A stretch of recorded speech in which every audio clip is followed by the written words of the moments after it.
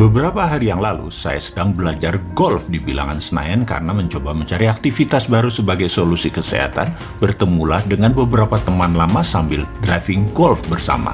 5 orang di antara mereka adalah orang yang usianya di atas 60-an, mantan pegawai tinggi negeri, juga profesional swasta yang telah pensiun, dan satu mantan jenderal polisi berpangkat bintang 3 yang juga sudah pensiun. Satu orang juga usianya 60-an, pengusaha swasta, yang saya dan 3 orang lainnya seumuran dengan saya, pertengahan 50 tahunan, juga profesional swasta yang menjabat cukup tinggi di perusahaan, yaitu bank dan perusahaan oil and gas. Di tengah-tengah driving memukul golf sampai akhir sesi golf istirahat sambil ngobrol di coffee shop, temanya tetap mendiskusikan hal yang sama, yaitu apakah menjadi pegawai atau versus pengusaha, mana yang lebih baik jalan hidupnya. Kita bicarakan bukan pengusaha papan atas yang hanya 0,01% dari populasi. Bukan mendiskusikan juga profesional direksi perusahaan multinasional. Juga bukan pejabat papan atas di negara seperti menteri atau dirjen, gubernur. Bukan. Hanya yang umum-umum, yang 80% pengusaha, yang 80% pegawai negeri atau profesional swasta. Sebagai catatan, pegawai negeri dan profesional swasta masa kerja mereka tidak lebih 60 tahunan. Di mana pengusaha tidak ada yang namanya pensiun. Yang menarik adalah penampilan fisik mereka pada usia matang tersebut. Di mana ini adalah yang komentar mereka sendiri, yang ngakak-ngakak mereka sendiri dan menyetujuinya. Apa itu?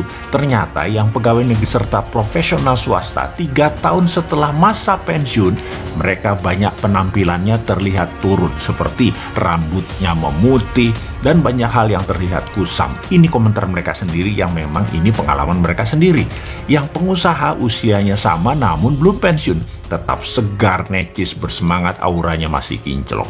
Walau bukan pengusaha papan atas, oligarki, jago ngutang, atau jago mempengaruhi pejabat siapapun di eranya, bukan. Mereka tetap saja kinclong. Dan yang menarik adalah yang profesional pensiun, juga pegawai negeri pensiun, namun mereka berhasil menyisihkan uang kerja mereka untuk menabung dan berinvestasi. Ini sama dengan pengusaha yang belum pensiun. Mereka kinclong, mereka keren, mereka ganteng, mereka gagah. Mengapa saya katakan menarik? Sungguh, saya sebagai pengusaha sesungguhnya sangat iri dengan para profesional ini. Karena mereka hari kerja weekday sangat sibuk, namun weekend bisa bersantai dengan keluarga. Bisa merencanakan liburan dengan baik. Bisa rutin olahraga. Bisa liburan ke luar negeri. Apapun itu, karena semuanya bisa mereka rencanakan. Swasta, pengusaha seperti saya, nggak ada tanggalan merah. Semua biru, semua kerja, harus pinter-pinter bagi waktu. Secara uang mungkin kita-kita ini master of money, namun belum tentu berdaulat atas waktu, atau belum, masih budaknya waktu deh. Kita nggak bisa punya waktu. Itulah kenapa saya iri dengan profesional atau pejabat tinggi negeri. Apalagi mereka tahu tempat berinvestasi, tahu tempat menabung, dan berani ambil resiko. Terang aja kinclong hidup mereka di masa usia berapapun.